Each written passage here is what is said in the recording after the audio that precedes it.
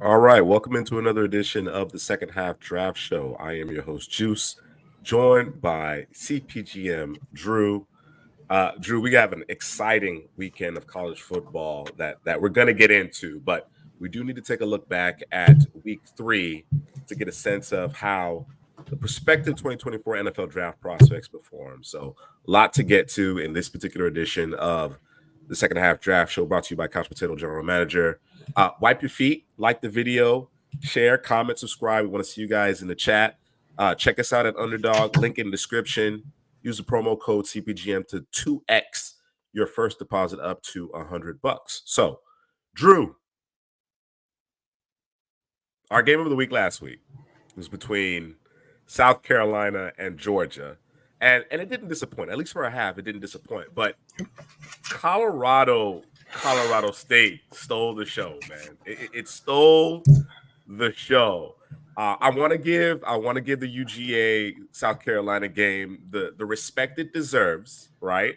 So we're gonna start there, but of course we're gonna have to unpack this Colorado State matchup, of course, leading into this Colorado versus Oregon matchup. So a lot of Colorado Buffaloes coverage in this particular edition of the second half draft show. Shout out DP, what's happening?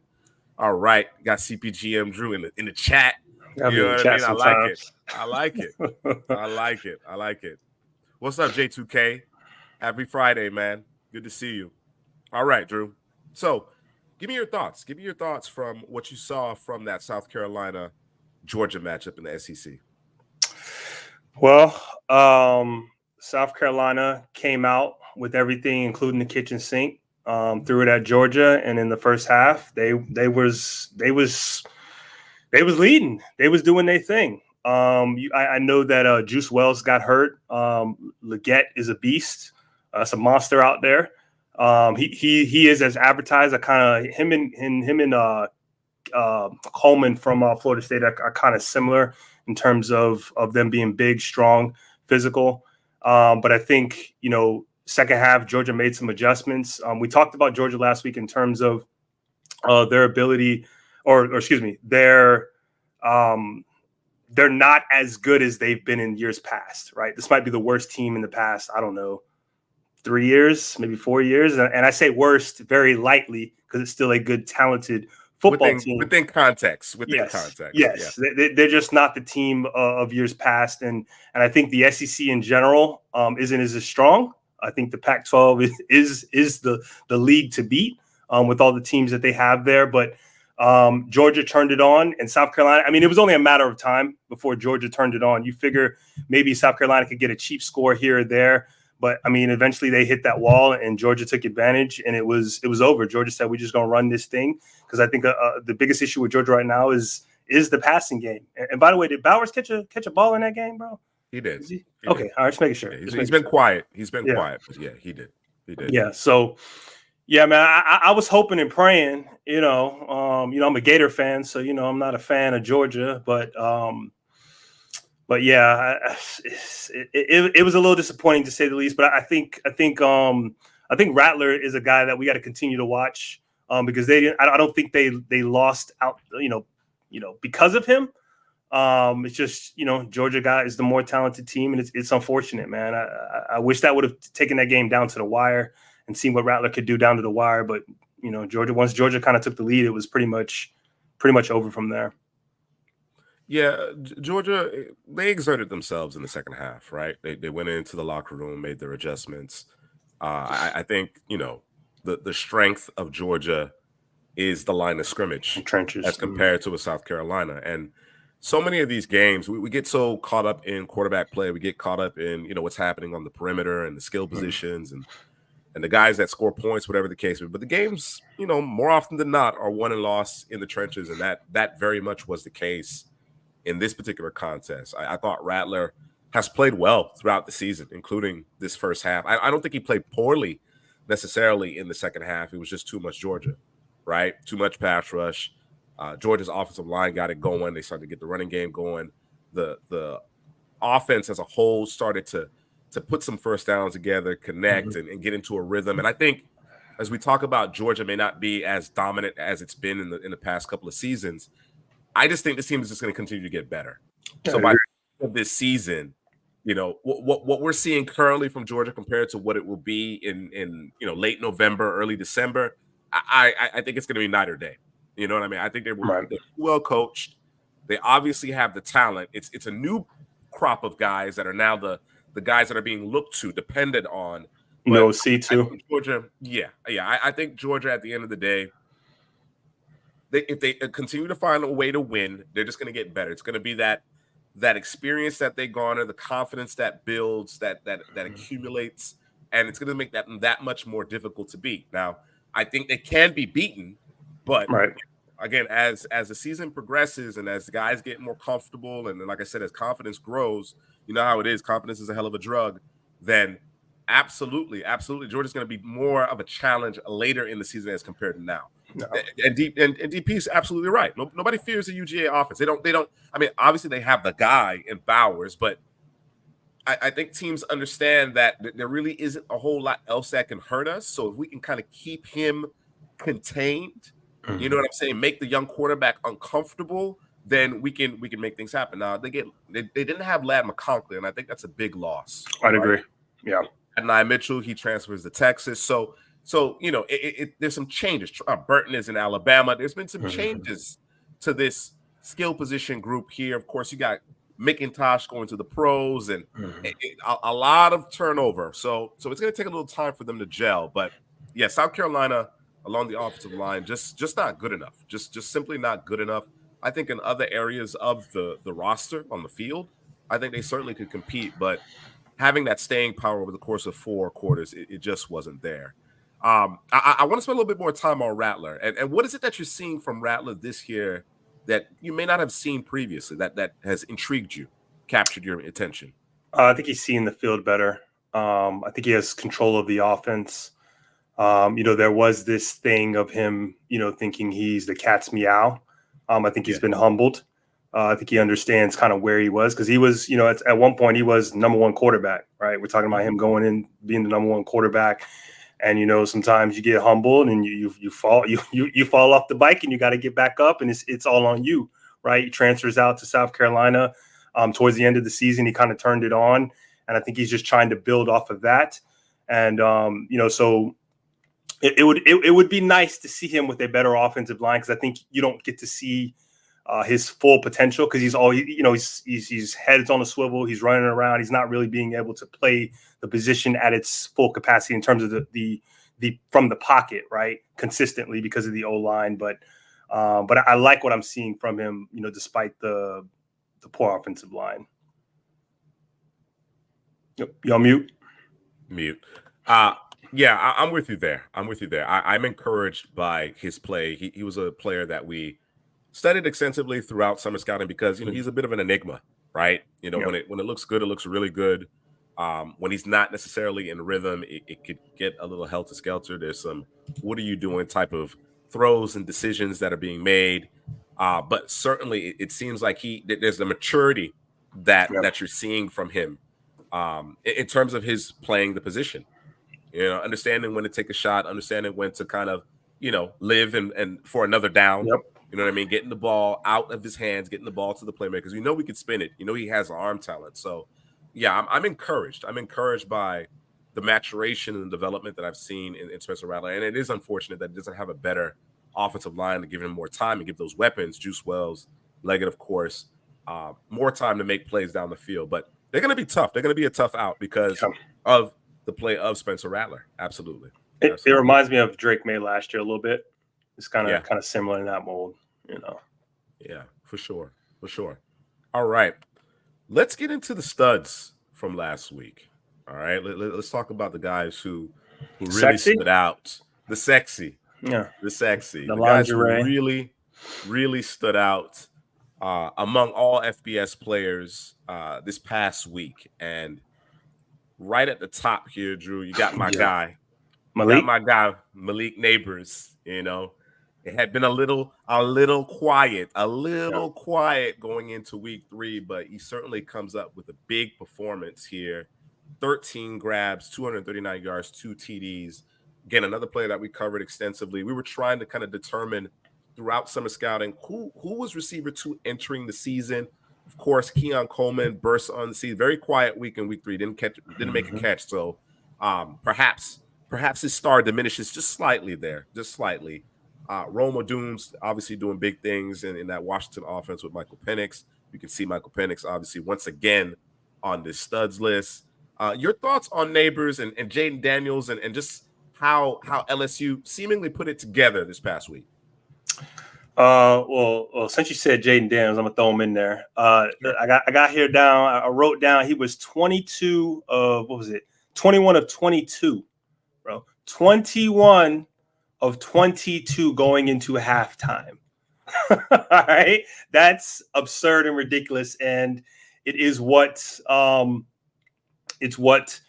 they decided the Mississippi State defense decided to do. At times they wanted to play a bunch of zone, kind of let things, essentially keep things in front of them, right? And then at times they just went blitz, one-on-one coverage. Malik Neighbors ate it up twice. Both of those touchdowns were on a safety. It was the same player. By the way, that was a transfer from State. The safety he beat both times, shot at Headley. But yeah, man, Headley not going to accept that. He don't play for State no more. He don't play for State no more. So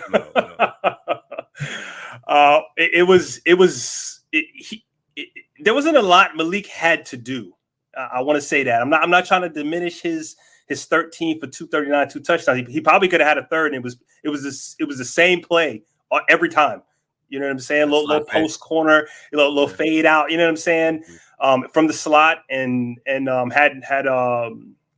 had Daniel seen him, he probably would have thrown it to him because it was one-on-one coverage. It was with the corner this time, if I'm not mistaken. But Malik Neighbors was Malik Neighbors. He just stacked the safety. And I don't even know if I want to call it stacking. There was he wasn't impeded in any way. He just kind of ran past him both times. And he made the catch. It was a good throw by Daniels. He was on point that game. There was no hope for Mississippi State. I understand the game plan that they were trying to accomplish, but it didn't work out. They didn't have the players to stop them. I think LSU, by the way, may have found their running back too, because I know they were doing that by committee, so that may be a thing there. And Perkins was out there hunting. But in terms of Malik Neighbors, he's back. But I'm going to say it gingerly because he wasn't really challenged. That's fair. That's fair. And I anticipated coming into this show. I anticipated you would throw a little cold water on it because of that, right? I'm encouraged by the fact that obviously he and Jay Daniels are on the same page connected. now. Yeah. And the fact that you do some formation flexibility here, right? You move your best receiver around. You understand what I'm saying? You find matchups for him. Sometimes you gotta manufacture it. It's not always the player beating the guy across from him necessarily in the least optimal position, right? So I like the fact that they made it a point to put their best receiver in a position to make plays. And of course, Malik Neighbors rewarded them by making said plays to the tune of 13 grabs, over 200 yards, and 2 TDs. So excellent week for Malik Neighbors and that LSU offense. Next up, we have Joshua Newton, the big interior defensive lineman from the Fighting Illini. And coming into the season, Drew, we had a lot of conversation about who's the top interior D lineman, man. You got so many guys that we like. You got my guy Leonard Taylor down in the U. You got Mason Smith. You got my boy, what's his name? His name's escaping me, from Michigan. Jenkins, Chris Jenkins Jr. I mean, a lot of Michael Hall, a lot of intriguing prospects in terms of the down line as far as the interior defensive lines. But Newton is separating himself in my eyes. What do you think? Yeah, because you know who I like for that Illinois defense, Randolph. That's my guy. But listen, Jerzon, he balled, bro. He was unblockable. His ability to get off the snap, his ability to extend those arms, keep offensive linemen off him, his lateral movement to get down the line, to create the penetration. I mean, consistently he was in the backfield over and over and over, to the point where Penn State really couldn't run the football. I mean, it was bad, man, and he was a huge part of that, right? I forget what game I was watching. I think it was the game before they played. Was it Kansas? And they were saying that he was the number 1 D tackle in the country, and that was on full display versus Penn State. And he was moved around. I know Illinois likes to two gap at times. They kind of do both the 2 gap and the 1 gap. And in this particular game, it was a lot of 1 gap. So you got to see his full potential and his capability, right? So I think if you go back and you watch that Penn State game, if you're asking him to 1 gap, that's what you're going to get. If you ask him to 2 gap, you're taking away a little bit of his superpower, man. You kind of put a little an ounce or 2 of kryptonite in his pocket, right?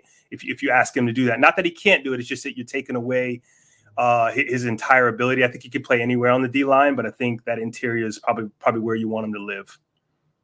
Yeah, I think he's a 3 technique. As you mentioned, he has the flexibility to play the 5, right? And hold up if you're 2 gapping, if you want him to just take up space, but it really does limit the upside of Newton if you don't let him get upfield. And we talked about it. I think that's part of the reason why we probably brought him back to the pack a little bit going into the season, is because as we're watching film from last year, they really just had him and Randolph really just kind of, controlling things at the line of scrimmage. Now, it doesn't mean, that's not to say that he wasn't penetrating, he wasn't generating pressure when he was allowed to get upfield. He was, absolutely. But there just seemed to be a lot more of that going on, where I'm just going to occupy a couple of gaps and I'm going to allow the second level defenders to flow and make plays. This season, that isn't the case. Nope. I don't know if Newton is taking it upon himself or the coaches have realized, look, our best bet is to let Newton cook, let him get upfield, let him be the disruptor, let him make plays on the opposite side of the line of scrimmage. And he's certainly doing that. I thought, Penn State ultimately pulled away, but I thought he kept them in the game. Oh, absolutely. You know what I'm saying? Absolutely. With individual play from the interior defensive line, he managed to keep Illinois in that game for an extended period of time. So I was really, really impressed by his performance, and he's off to a really good start this year. And again, I personally, I don't want to see him in an odd man front at the next level. I'd like to see him in an even man front. Let him be a 3 technique, get a nice, big, greasy 1 tech, 0 tech, a guy who lines up over the nose next to him, and just let him do his thing. Let him do his thing, man. You know what I mean? We talk about it all the time on this channel about putting players in a position to be successful. Just because a guy can do multiple things doesn't mean that you should ask him to do so frequently. Occasionally, sure. But I think Newton's best bet, the most impact he'll have at the next level, is if he's allowed to be a traditional 3 technique, attack 1 gap, get upfield, make a difference, right? Whether it be in the passing game or stopping the run. He grades really well out against the run as well. So I love what we're seeing from Newton this season, and be on the lookout. I'm going to have a cut up for him on the channel here this weekend. All right. Next up is Jack Sawyer. All right. And I think Ohio State Buckeyes fans, they've been waiting. They've been waiting for Sawyer to pick it up. Highly recruited, highly decorated player out of high school. Hasn't had a lot of production. And I'll be honest with you, the counting stats, the counting numbers as far as sacks aren't there, but the disruption really picked up in week 3. What'd you see on tape, Drew? Yeah, man. Jack Sawyer, he has good hands, burst off the edge, uses moves in succession, high motor, high effort. And I think he's a bit of a tactician in terms of his ability to set offensive linemen up and keep them on their heels. It's not just a bull rush. It's not just the push and pull. It's not just 1 or 2 moves. He's setting you up for the next move. He's got a little bend to him, a little bend, not a whole lot, but a little bend to him. And like you said, he's actually, I think he's more entertaining to watch than JT on the other side, because I was watching both of them. I think JT is obviously a little bit more of the athlete. And I was expecting a little bit more from him, because they were going against Western Kentucky, who's throwing the football all over the yard. So this is the game where you have your shot to sack and create pressure. And I thought Sawyer was the better player when it came to that, to be honest with you. So he's a guy to continue to watch. I know people like the sexy when you talk about the edge player, the athlete, the numbers, the sparky, all those things. But Jack Sawyer is a solid player. He's going to be where he's supposed to be. And I actually love him in the run game, man. I love him in the run game, to be stout and be able to take on anything that's coming his way, tight end, tackle, guard, whatever it is. And I think he has good pace and variation in terms of if you want to play games up front. So he can free up some guys, or he can free himself up by the way he plays those games. So he may end up being the better player than JT. I hate to say it, but we've been waiting since Penn State last year, and it still hasn't materialized itself into, outside of the highlight tape that he had versus Penn State. I thought, or at least I think, JT has had a more consistent performance than Sawyer week to week this year, in my opinion. Right, I think they have similar pass rush win rates. I think JT actually has a better pass rush win rate than Sawyer. So I wouldn't go that far. I'm interested to see how Sawyer builds on this performance, though. Right. I am interested in that because I want to determine. I want to get a better sense of whether or not Sawyer is a guy that could be an every down player, and by that I mean a starter along your down four, right? As rather than just a rotational piece at the next level. You know what I mean? That's what you're looking for. Is he an impact guy who can get you, 8 sacks a season, or is he more of a rotational guy who'll come in and get you, 2 to 4? You know what I mean? Give you some good effort on limited snaps, or is he going to be a guy that you're going to have to game plan for? That's what I'm trying to determine. And again, I think Ohio State fans, they've been waiting patiently, and I think their patience has worn thin, but Sawyer certainly rewarded some of that patience this past week. Let's see if he continues to build on it. All right, next up we have our guy, Michael Laser Penix, who continues to put up impressive counting numbers here. Washington, I mean, it arguably the best offensive attack in the country. Yep. I'm not sure what else you can say about Penix at this point. I think what we're really waiting for is some of these marquee matchups against some of these other really good quarterbacks out in the Pac-12 to really give the national masses the appreciation for Penix that he truly deserves. But he's been lights out thus far, Drew. Yeah, I mean, when you got that receiving core that he has in Polk, Rome, and McMillan, you just got to get it to those guys and let those guys make plays. He's super strong arm. I don't know. I think it might be it's top 3 in the country. I would say. I think your boy Milton from Tennessee probably has the strongest arm in the country, but Penix can put it where it needs to be. So there's the difference between those two players, right? Right. And he can throw it from different platforms, different arm angles. He's athletic, so he can move in the pocket, but he's not looking to run. More often than not, he's looking downfield to get it to one of his playmakers. And he has complete control of that offense. He knows where he's going with the football. He doesn't make too many mistakes. I think his interception came this past game. It was off a tip. He threw it, I think, a little too high, if I'm not mistaken. Watched too much football, man. Can't remember. But yeah, man, he is as advertised. He's top 3 quarterback right now, as far as I'm concerned. Could he slide into number 2? It's very possible. We'll see what happens in terms of when these conference games really start. For these conferences, especially in the Pac-12, you got Bo Nix, you got Michael Penix, you got Cam Rising, you got Caleb Williams, you got Cameron Ward. I mean, damn, can we keep going? Should I keep going? It's a lot. So, whoever comes out on top, especially if you end up being undefeated, that says a lot about who you are and what talent you have, because it's gonna be tough, man. It's gonna be tough in that conference. Yeah, Penix has been really impressive, bro. Yep. I mean, he's been surgical. He's been surgical, mind you.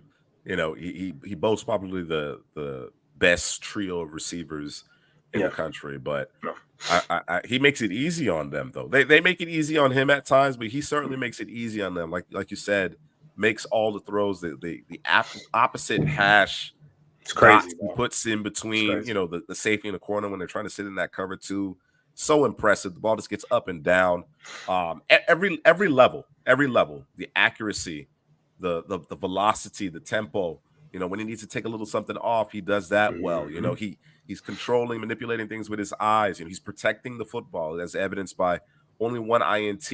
He's not taking off. He has an ability to extend plays and use his legs, but he's not taking off, man. He's just going back there and he's reading it, he's diagnosing it, and he's letting it fly. He's throwing the ball with anticipation and great accuracy as well as pace. So really impressive stuff. And I think as you mentioned, when the gauntlet happens in the Pac-12, and it's almost funny to say that because that just hasn't been the case. No, it's been a joke. Pac-12 football out there. Yeah, it's really been one of those forgotten conference in the FBS among the Power 5, right? So, but this year is different. The level of quarterback play is off the charts, and Penix, aside from what Shedeur is doing, and Bo Nix is obviously doing great things. Obviously, we know what the entity that Caleb Williams is. It's hard to argue that anybody in the Pac-12 is playing better than Michael Penix, considering, and like I said, when you consider who's in the Pac-12 and the numbers that everybody's putting up, it's crazy. It sounds like a bold statement, but you turn on the tape, You Yeah, turn it's on the real. tape, it'd be hard pressed to find somebody who's playing better at a higher level than Michael Penix right now. So, And what's really, crazy really is impressive stuff. he should have more touchdown, more yards. He's missed a couple of throws. You know what I'm saying? Like there's been some meat. It's very little meat, but there's been some meat left on the bone. And I know the commissioner for the Pac-12 got to be hurt because he got teams leaving just when the boys get good, man. It's crazy. Yeah. I mean, the Swan Song is going to be crazy. It's going to be crazy, and it really pops off this weekend. It really pops off this weekend. We're going to delve a bit more into the Colorado Buffaloes Oregon Ducks matchup in a bit, but let's wrap up studs of the week with a running back here. We got Audrey Estime from Notre Dame. If I'm pronouncing that last name wrong, please let Estime, me know. you got it. 20 carries, 176, a touchdown, 6 forced missed tackles. He's forced 28 missed tackles through 4 weeks. So obviously doing great work here. Let me just bring it up here. Bills are electric mentioned. You know, he's liked what he's seen from Estime thus far. That's the question, right? Whether or not his skill set will translate to the pros. Of course, he's running behind a very talented offensive line, but he's not only getting what's blocked for him, but he's generating a lot of yardage on his own. What do you think about his performance, and how does it translate to the next level? No, you said it, man. You know, I was stuck with that comment from Bills are electric. Now, I think it's going to translate. I don't think you need him to be the number one back for your team. I think he would be nice as a spelling, whoever it is, someone that's not quite like him, right? Maybe the opposite of him. And those guys can work in tandem. That seems to be what it is in the league anyways, in terms of having at least 2 running backs. The bell cow thing is kind of out the window for the most part. He has good vision, big, strong, powerful, 5'11", 230, and he runs like it.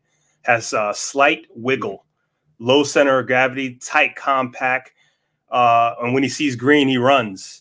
And I think, you know, his greatest quality isn't that, you know, is everything I just named, is that his feet don't stop no matter what's happening, right? And so he's hard to take down. You know what I'm saying? You talked about in terms of the six missed tackles, 28 so far, and he only carries 50% of the time. I think they have 3 running backs, and he's 50% of that, right? And he's a big part of what they do on offense. Like you said, the offensive line is pretty damn good in terms of Notre Dame. They're going to get their test this week, their first test this week. But I mean, he's a load to bring down.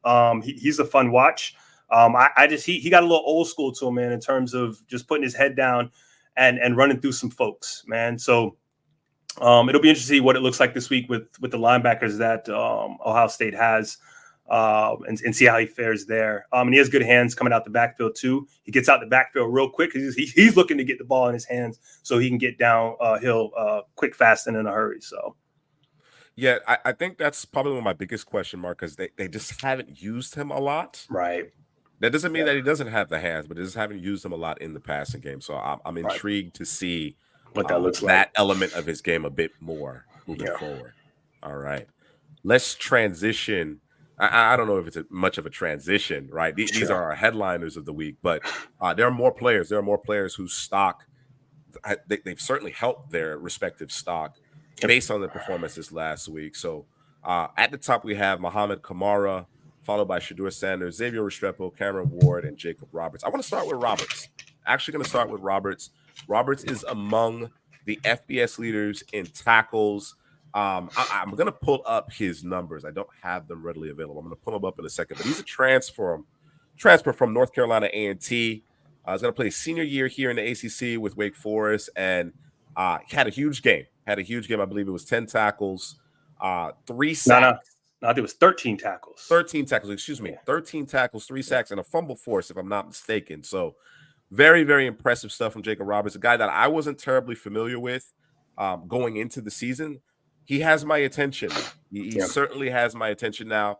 As I was doing a little bit more digging on him, he was a freshman All-American in the FCS, very decorated player at the FCS level. Now, playing for HBCU, you don't necessarily always get the same level of exposure. Right. And then, of course, there are always going to be questions regarding level of competition. But here he is now in the ACC making a name for himself. Your thoughts on Roberts? Yeah, watching him, I don't think he's a guy you can miss on tape. Violent, intelligent pass rusher who closes quick, fast, and in a hurry. Appears long and is very strong. He can drop back in coverage because he's a linebacker essentially. But they use him in pass rushing. I think he's an excellent blitzer. I think he can cover tight ends to short to intermediate because of that. His ability to run and he appears to be long. I always say appears because you never know when you start doing the measurements, things might change. I can tell you right now, Restrepo's not 5'10". He's not. Yeah, I was gonna ask you. I saw that. I'll tell you right now, Restrepo's not 5'10". They be my little one. She's in the volleyball. They be lying about the volleyball numbers too, bro. Oh yeah, it's ridiculous. I was like, they said on the broadcast how tall the girl was, and then I went to the roster. I went to the roster first. And I said, oh, she's 5'9". She's like on the broadcast, no, she's 5'6". I was like, oh, okay, so we lie here too. Okay, all right. It's a college thing. I got you. All right, from now on, across the board, all sports, they lying about the weight and the height. They just eyeballing it, bro. That's all they do. That's what it is. Yeah. And we're gonna make sure it's we're gonna go up. We're gonna go up, not down, right? Yeah. We're gonna round up. Round up. Ain't nothing wrong with that. He's able to diagnose and work through the trash to find the ball carrier, splitting defenders, especially if he's the aggressor coming downhill, right? I think he's got a little agility to his game, can do a little dip, a little bend.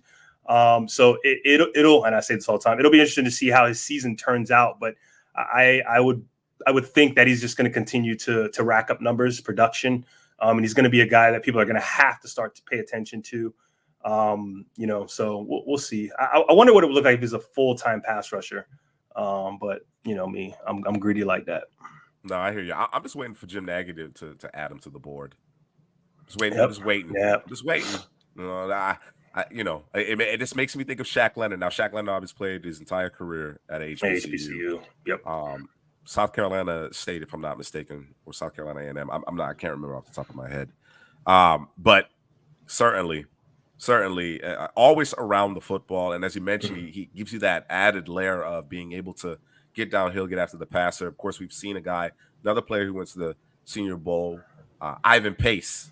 Man, off-ball linebacker with the ability to affect the passer, right? So, I'm intrigued by Jacob Roberts. I'm also intrigued by Cam Ward. Lost with all this conversation about all these quarterbacks and how deep this quarterback class is and how great the quarterbacks are in the Pac-12. Of course, Cameron Ward is among those Pac-12 quarterbacks. Headley talked about Cam Ward a lot last year. He did. Mm-hmm. He did. And I checked in on Cam Ward, but I didn't pay as close attention as I am now that he's draft eligible, right? So I'm watching him and I'm like, man, there's something about this guy. There truly is something about this guy. He has a certain play style reminiscent a little bit of Aaron Rodgers as far as the release and just the mannerisms and the confidence. You know what I'm saying? Now, I'm not talking about Aaron Rodgers, Hall of Fame quarterback Aaron Rodgers. I'm talking about, California Aaron Rodgers. You know what I'm saying? A couple of years as a starter Aaron Rodgers. So I just want to put that out there, put it in proper context. But there's some similarities to the play style there. So I'm interested to see if Cameron Ward actually patterns his game after Rodgers at all. But I think he's really impressive. The way he creates throwing lanes for his receivers. He can buy time. You can play within structure. Of course, we'd like to see that just a little bit more, but it may be a byproduct of what's going on around him, right? He's a playmaker. He's a playmaker at the position. And it's not just a sandlot gig. It's not just a sandlot gig. He seems to be completely under control, kind of have people on that leash. You know what I'm saying? He's kind of give you a little leeway, and then as soon as you get a little carried away, he takes advantage of that. So really impressed by what he's done. What are your thoughts on Ward? I know you said Aaron Rodgers, but the first quarterback that came to mind was actually Vic. Just the way he holds the ball, his movements a little bit, you know what I mean? The way he releases to me, well, let me not say that. Let me take that back.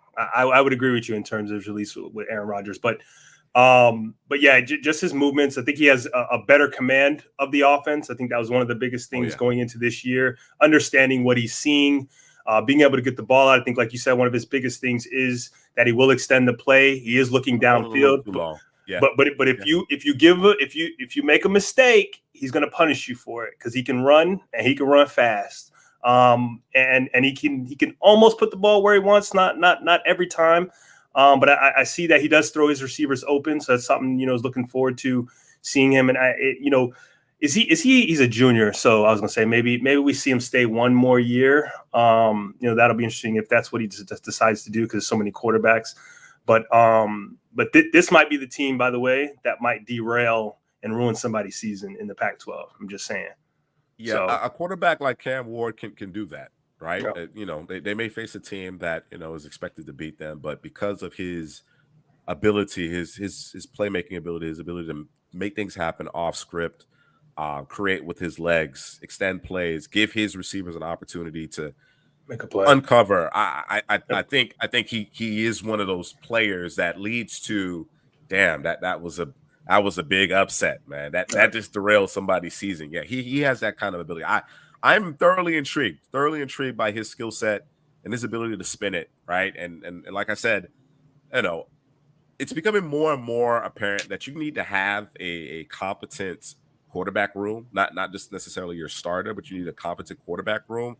I think Ward, you could say this about a lot of these quarterbacks in this particular class, potentially in the 2024 class, but he has a chance to be one of the better players in a very special group, in a deep group.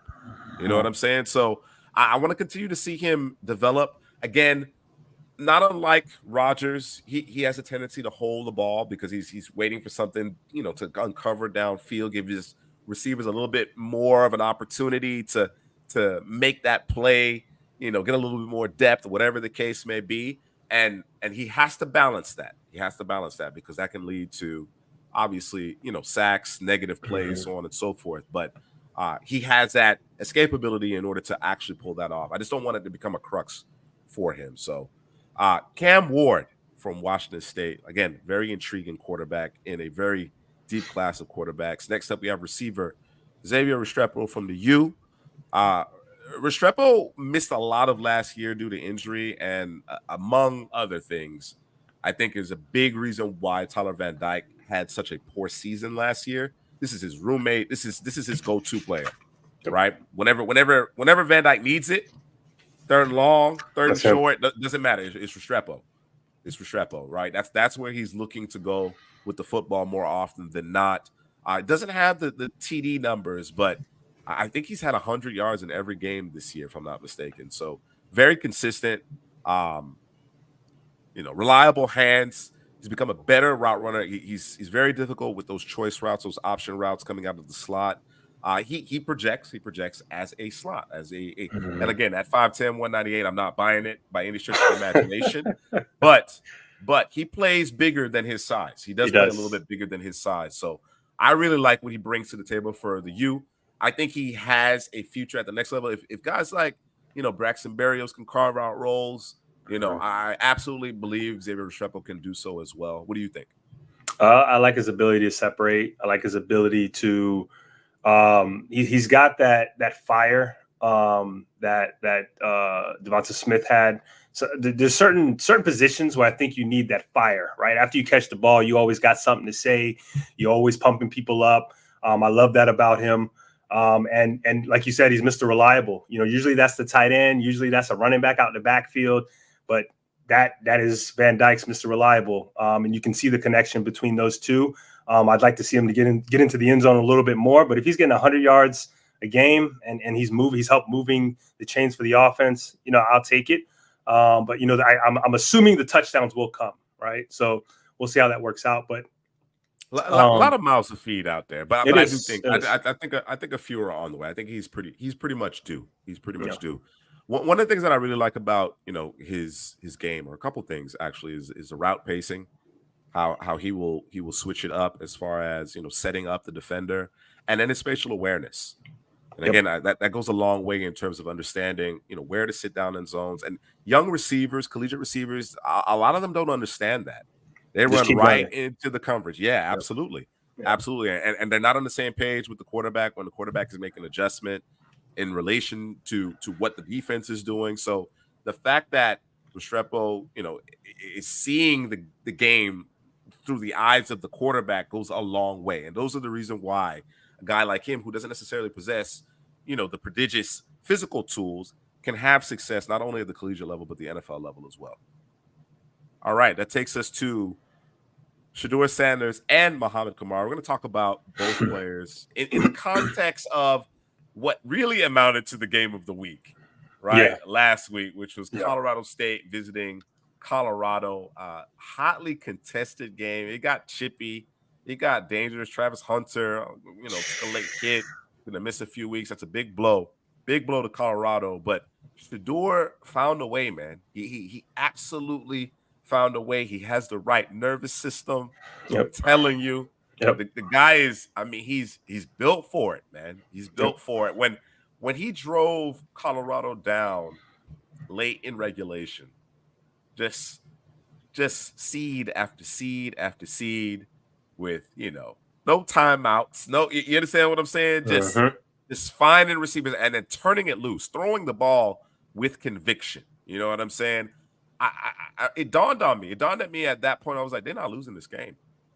I know Colorado has some issues on the defensive side of the ball, that they're not quite at the level that they need to be in order to truly compete at the highest of levels. At least in my estimation, they haven't lost yet, but I just don't think they're good enough on the defensive side of the ball to be able to compete at the highest of levels just yet. But Shedeur is going to give them a chance to win every week. And like I said, after he tied that game up at the end of regulation, I thought to myself, there's no way.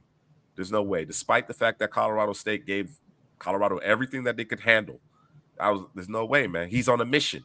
And Shedeur said it himself. It's Brady time. He's channeling Brady time, man. I cooler than the other side of the pillow, man. Like I said, ice water in his veins. However you want to articulate it, describe it, Shedeur has the right nervous system.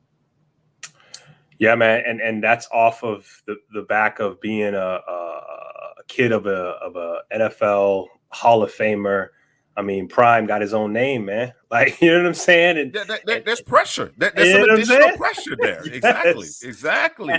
And he's handling all of it. Because when I think about Shedeur, who he reminds me of is Bryce Young in terms of, like you said, ice in the veins. First time I saw Bryce Young, he was going against Miami. I think that was that in Dallas or Atlanta? I can't remember. That was in Atlanta. Atlanta, first game of the season. Crowd was loud. It was crazy, and this dude was just looking down like, okay, I'm gonna operate this thing, right? This is my offense. I'm gonna run it, and it was no pressure. It's like there's no pressure, and Shedeur's the same way. Got guys hitting him in the face.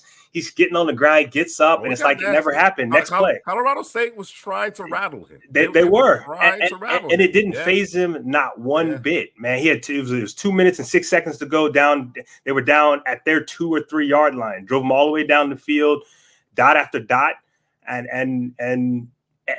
let's be honest, the game was not going their way in that first half, man. It wasn't offensively. Guys was out there dropping passes. It looked ugly. You know what I'm saying? And in the second half, they kind of flipped the switch and turned things on, at least offensively. And he's the I want to say he's the catalyst, because I want to say one little bit when we talk about the game in itself. But he's not, I don't want to say catalyst. Let me say he's the main cog, right? He's the engine. Without him, everything kind of falls apart as far as I'm concerned. And I think we gotta start talking about a new attribute at the quarterback position.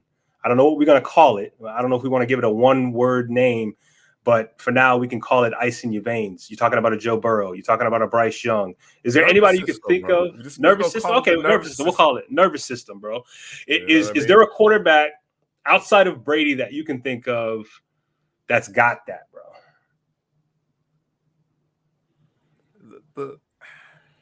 All right, I was thinking about it. Joe Burrow certainly comes to mind. He certainly comes to mind in terms of, we're talking about contemporary guys, right? We're talking about today's players, right? So Joe Burrow certainly comes to mind. I think this competition fuels Patrick Mahomes, right? So if you want to talk about nervous system, I think he has the right nervous system for it, because the bigger the moment, the better he tends to play, the more locked in he tends to be. Yeah. I think if you're talking about just even keel demeanor, I think that's where you have some differences. So Burrow doesn't get too high, too low. Shador not too high, too low. Brady can get fired up. He can. That's true. That's true. You know what I'm saying? He can get animated. You know what I'm saying? So Bryce Young is not a big vocal, demonstrative guy, right? He's a cool, collected customer. So, it's just the common thread is that in the biggest moments of the game, these guys seem unfazed. They seem to play their best football when it hangs in the balance. So whether they're demonstrative, whether they're more, laid back in terms of their persona, whatever the case may be, the nervous system truly comes down to how do you perform when it hangs in the balance, when the chips are kind of stacked against you, when your back is against the wall. How do you perform? Do you galvanize your team? Are you the difference? You know what I'm saying? Is your team winning because of you or despite you? Those are the types of things that I kind of look at as far as our latest attribute that I imagine we're going to add to the quarterback grading paradigm system. All right. I just want to point out a tweet that Jordan Reed of ESPN put out regarding Shador. Shador is 54 of 66. That's 82% completion percentage in second halves this year. 5 TDs, no INTs, 825 passing yards. So the majority of the damage you see here, that's crazy. All right, is coming in the second half, man. When like I said, it matters. Defense, it's a bit of a swinging gate. I'm gonna call it what it is. It's a bit of a swinging gate, man. So Shador has to perform. He has to perform. Shout out to his weapon. Shout out to the offensive line holding up. Throwing a bunch of passes, close to 50 attempts. But Shador took some pounding, man, and he just got right back up. Just kept coming. He just kept coming. He was like a Terminator, bro. He was like a T2 type of deal, man. It was. You know what I'm saying? I was thoroughly impressed by his performance. I've been impressed by Shador, every start this year. Of course, you got a chance to see him at Jackson State, and you could tell he was talented. There's no question about that. You know what I'm saying? He was a pretty decorated recruit.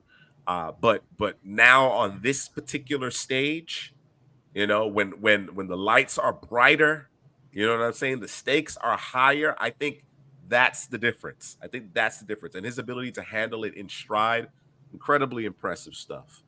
All right. Muhammad Kamara got after Shador a little bit in this one, right? I thought Colorado State, they showed a lot of grit and determination in this game on either side of the ball. Shador, Colorado, they proved to be too much, but certainly impressed by a handful of Colorado State Rams players. Your thoughts on Kamara's performance and his skill set? Yeah, he was all over the place. I think in the second half, though, they said, "Hey, we can't let this guy be a one-man wrecking crew and ruin what we got going on back here in terms of back behind the line of scrimmage, man." Kamara got here, can close space between him and the offensive lineman very quickly, and it causes the offensive lineman to kind of be off balance. Combine that with the heavy hands. He's a problem. He's strong and stout at the point of attack. I thought he played as well as he played in the pass game. He played very, very well in the run game as well. So when you look at those guys who can rush the passer, the next thing you obviously want to see is, can they defend the run, or is he just just a pass rusher? And I think Kamara can do both. And I think he ended up getting hurt too. So I think that may have slowed him down too. I think he got chipped. Yeah. I'm not sure if he got hurt on the chip, but they were keying on him in the second half and slowed him down. In the OT, he had 2 penalties. One was a face mask. I think the other one was a personal foul where he drove your boy into the ground, trying to make him, you got to feel me, right? So, it kind of came back to bite him a little bit. And there was a lot of personal fouls in that game. I think there was 7. It got messy. It was chippy. Yeah. And Chippy doesn't do it justice. It got ugly. It got ugly. It got ugly. And those are the types of games where you could lose them because there's so much emotion between the two teams. The coaches had already said what they said. We got stuff going on before the game, got stuff going on in the pregame at the middle of the field. Like, you want to talk about rivalries. Usually those are the last games of the season type stuff. You know what I'm saying? And here we are, was the 3rd game into the season, and we got the shenanigans going on, and the nervous system came out on top, man. Oh, definitely. definitely. A couple other players that stood out to me from Colorado, obviously Torrey Horton. Yep. He had 16 grabs. They were very short in variety, but I thought the flypaper hands was really impressive. Yep. It Everything was clean in his vicinity he brought in, whether it was on target, off target, didn't seem to matter. Great body control, was a very, very integral part of keeping Colorado in this game. And Dalen Hooker, the tight end, was impressive. He was impressive as well. He showed me something.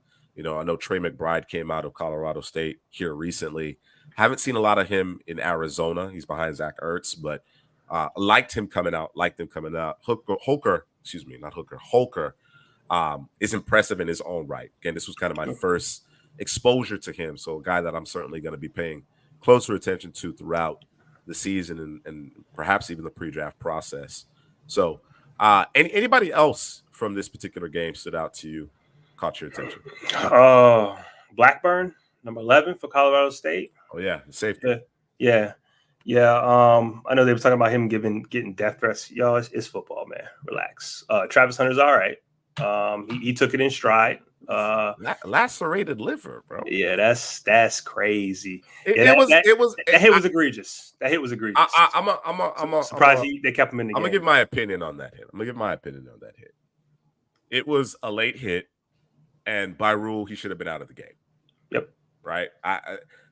And by no means should the young man get death threats. By no means. Come on, guys. but certainly he should have been thrown out of that game. That was he was trying to send a message. Yep. And it went beyond bordering chippy, edgy. Yep. It was late. It was a little on the dirty side. Now, being a former safety myself, it was some old school stuff going on, bro. Oh yeah. Oh, for sure. I'm always going to be in favor. I think the game is over officiated as it is, right? I think, and whether it be the college level or the professional level, the games are over officiated as far as trying to legislate the big collisions, the big hits, violence out of the game. I'm completely in favor of sawing a receiver in half, but within the whistles, not after whistles. You understand what I'm saying? Right. You know what I mean? So like I say, I maintain that he probably should have been ejected. No, he should have been ejected, but certainly was a bit of a throwback in terms of trying to intimidate your opponent. And you notice after that play, Shedeur went down and got in his face, man. Yeah, went and got in his face, and he didn't. Even though Shedeur was showing some emotion there and leadership and looking out for his guy, it didn't get him out of character as far as his play. Right. He didn't get careless with the football. He didn't, you know what I'm saying? He didn't lash out when things weren't going exactly as planned in the first half. So again, he's got it, man. Shedeur has it. You know what I'm saying? Like when you have a bombastic type of personality like Prime as your dad, it's either going to go one of two ways. Either you're going to be like, no, I'm shying away from that. I don't want that spotlight. I don't want that life. I don't want that exposure. I don't want it. Or bring it on. Right. And Shedeur he embraces it, bro. Yeah. And he's handled it perfectly. So really impressive stuff. Really, really impressive stuff. Before you move on real quick in terms of Colorado State. So I got here Colorado in the first half, drop passes. You got the turnover by Travis Hunter. D can't stop a running nose. Then they lose Travis Hunter, who I think for that team is the spark, right? Because he plays both sides of the ball. He can make people miss when he gets the ball in his hands. And when you lose that, then you got receivers who's out there dropping passes. So you have a combination of losing your best player on offense outside of your quarterback, and then your receivers, everyone else is dropping passes. Not sure if emotions were high or whatnot. They couldn't run the ball to save their life. That was probably maybe one of the biggest thing for them. And there was no rhythm on offense in the first half, right? And for Colorado State, I thought that they tackled very well. They tackled very well. They kept things in front of them for the most part. But in the second half, everything kind of flipped over. You know what I'm saying? Where Colorado stopped dropping passes, right? And Colorado State started to miss tackles, right? So everything just kind of flipped, and obviously we saw how it turned out. So, but yeah, man, that was a good game, man. I mean, whoever thought we were even talking about Colorado State ever, bro? Come on, you know what I'm saying? Especially a game that, kickoff is, after 10 p.m. Yeah, I'm saying, like, people going to sleep around here. You know what I mean? Man. Yeah. Yeah, man. I had to stay up for that when the double overtime and all, man. It was worth it. It was absolutely worth it. You brought up an interesting point in terms of how things kind of flipped throughout that game, right? And I think something that you have to consider is the emotion associated with a rivalry game, a highly, discussed, televised, a lot of hype around Colorado and celebs, prime and the celebs, and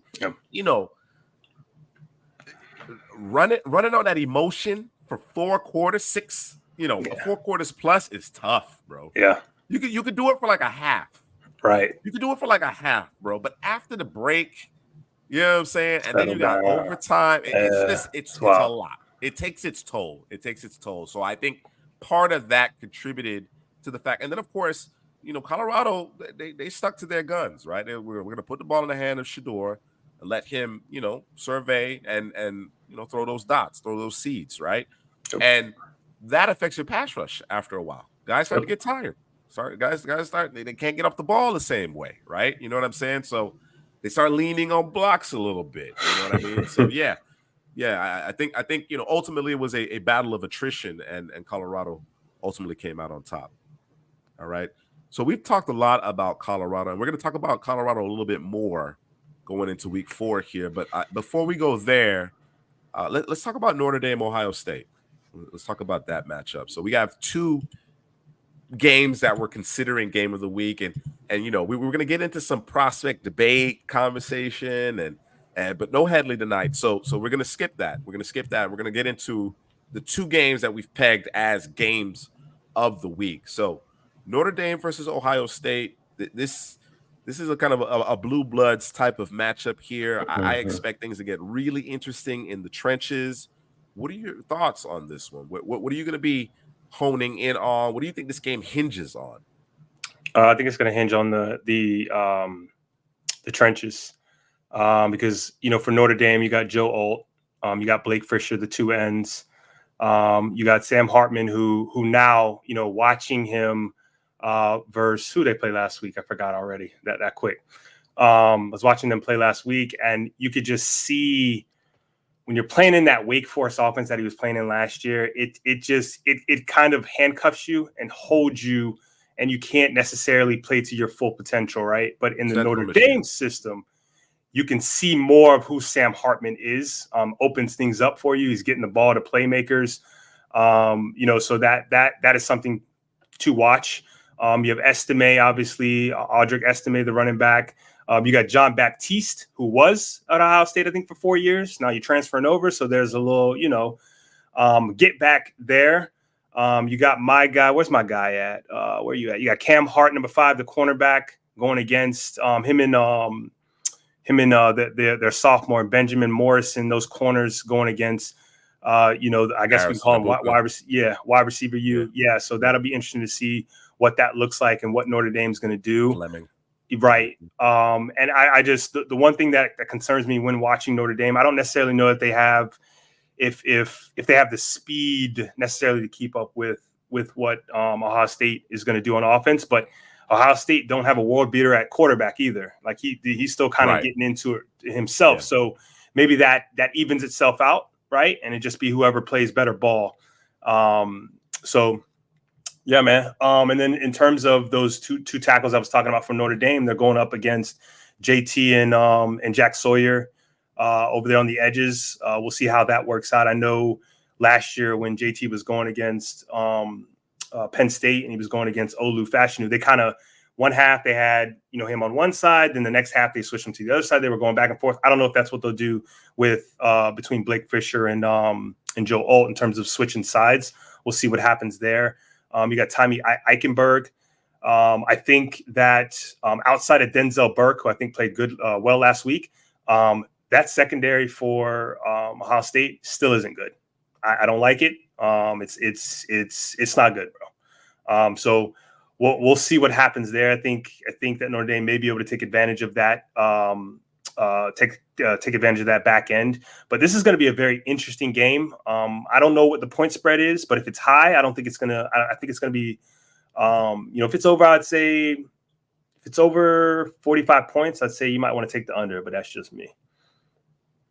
Yeah, it's an interesting matchup, right? And as you mentioned, I do think the game ultimately will be won or lost in the trenches.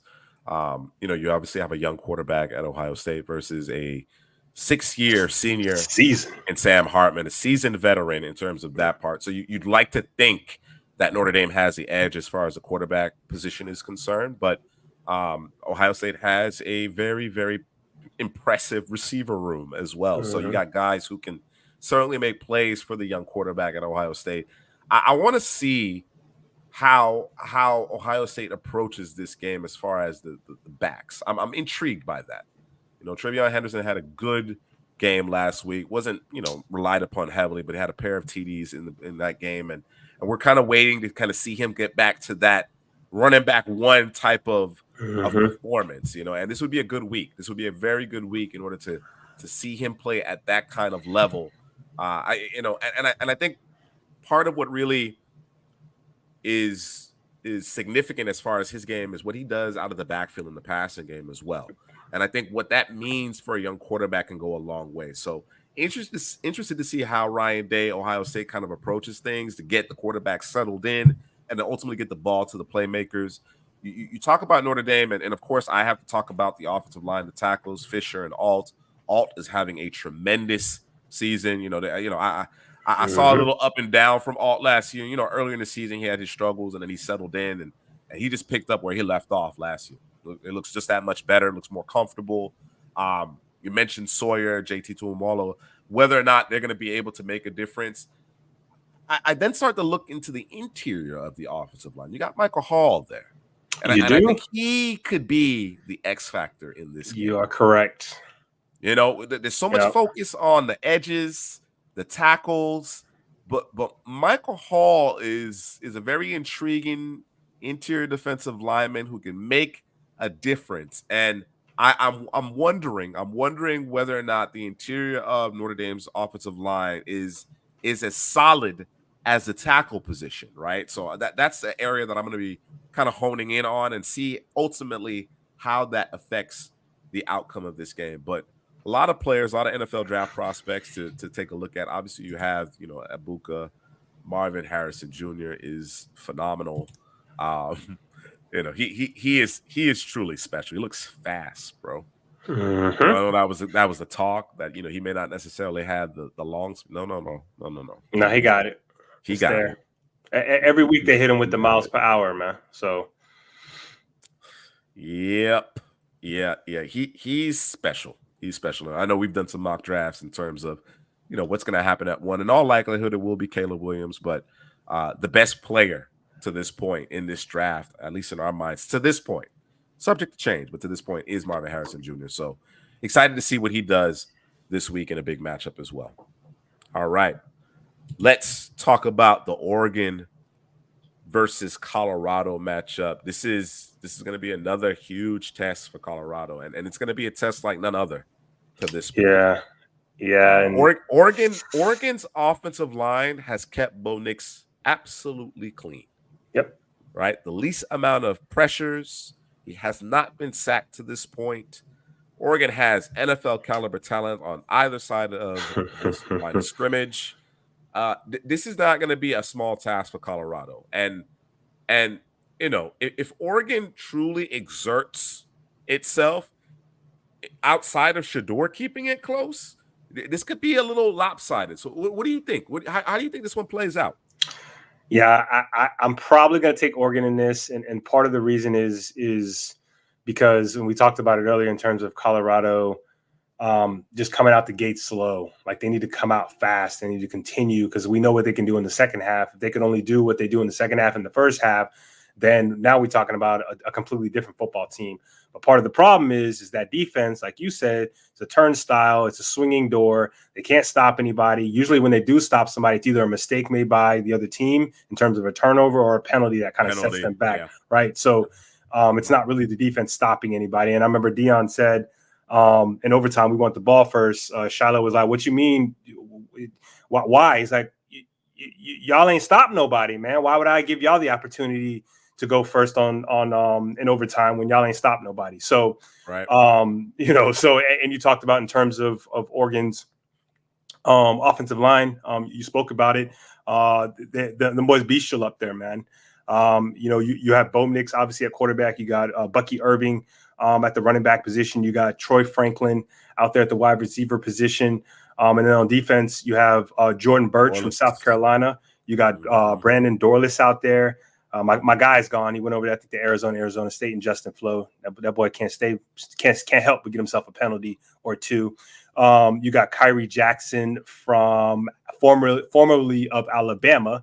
And then you have Taisheem Johnson from Ole Miss. So you got some SEC blood in that defense over there for Oregon, man. So it's going to be tough. I don't necessarily think I want to see Oregon's offense going up against Colorado's defense, but I sure as hell want to see Colorado's offense going up against Oregon's defense, man. But where they're going to have to win it, the defense is going to have to get a couple of stops. I don't need you to be, the 85 Bears or the 2000 Ravens. But I need you to be able to stop somebody. You can't be a swinging gate and expect to win this game because Oregon has no problem just running the football, running the clock out, right? Yeah. Oregon, that's the thing. Oregon can beat you in different ways. Yep. Right? They can punch you in the mouth. They can line up and punch you in the mouth, or they can go vertical. You understand what I'm saying? And Dan Langen has a very talented group, and they're well coached. Like I said, if you don't, you talked about Colorado's defense kind of having to be opportunistic in order to get off the field and to get stops.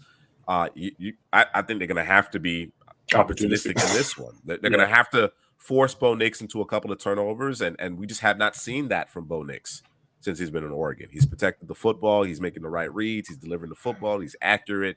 He's well protected. They keep him clean. You know what I'm saying? Like it's all been good. It's all been good. So, they're going to need a bit of a Herculean effort from the defense in order to make some plays. Special teams may have to generate a big play or two, create some field position. Colorado's going to need the ball to bounce their way. I think Shedeur and the offense will move the football. I don't think Oregon's going to completely shut down that offense. I think Shedeur is just entirely too good. But certainly, in order to slow Oregon down, you're going to have to steal a position here or there. You're going to have to be much, much better on the defensive side of the ball, and probably need a bounce or two to go your way. So, at a minimum, it's going to be entertaining. At a minimum, it's going to be entertaining. Yep. But I'm not convinced that Colorado has the horses defensively in order to hold up 60 minutes against Oregon. And the gauntlet's about to start here in the Pac-12. You know what I'm saying? It's about to start. You know what I'm saying? And there are more complete teams than Colorado. The thing that is working for Colorado, though, is one, Shedeur Sanders, and belief. They believe, bro. Yeah. Prime has them convinced that they can beat anybody and any given Saturday. That's what we're working with right now. It's dangerous, man. That's what I'm saying. The pressure isn't on Colorado. Nope. Even though there's so much hype around the program, the pressure was on Colorado last week. I will say that. I'll say that. But I think now in this particular game, the pressure's on Oregon. I mean, every team they go to play now, it's going to be that way. The pressure won't be on them. It will be on the other team, right? So absolutely. So that's a good position to be in. You can play free. You can play loose. You know what I'm saying? And that's why they play the game. So it will be certainly must-watch TV, 3:30 p.m. Eastern. Oregon and Colorado face off. All right. Any parting shots here, Drew? We got a shorter show tonight, but any parting shots? No parting shots. No derailment. Let me just run through Saturday's games because it starts. Usually when they have a slate of games, usually start at 3 or 3:30. No. Yeah, get you a prime time. No, it's right at noon. High noon. Yes. We gonna give it to you right at noon. So you got Clemson, Florida State. You got. I'm gonna throw this one out here because I haven't watched them yet, but I think I'm gonna watch them because they may be a problem in the Big 12. Is Oklahoma going against Cincinnati? You have Colorado, obviously Oregon at 3:30. And that Oklahoma Cincinnati game is at 12. So you got that one in the Florida State game at 12. Then you got Colorado Oregon at 3:30. You got Ole Miss and Alabama at 3:30. Then you got UCLA and Utah at 3:30. I think one that'll be interesting here, although I don't think they're as good as people thought they were, is UTSA versus Tennessee at 4 o'clock.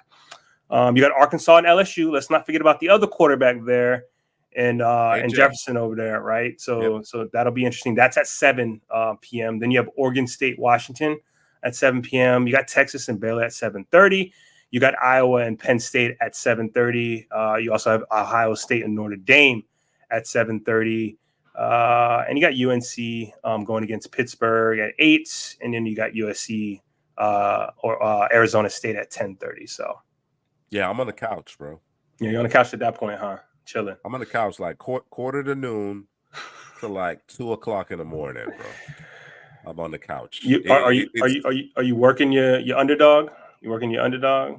I saved that for Sunday. I saved it for Sunday. I didn't delve into it. I might delve into it this weekend because of what's going on. Yeah. I might partake. I'm locked in for Sunday though. Yes. By the way, take advantage. Promo code CPGM. Link in description. Underdog Fantasy. Pick'ems, man. Get in there. Higher low. Get it. Higher low. 20x, man. You know what I'm saying? Do yourself a favor. But certainly a great weekend of football getting started here on Saturday. Looking forward to it. That's going to do it for this edition of the Second Half Draft Show. For Drew, this is Juice. We'll see you next week.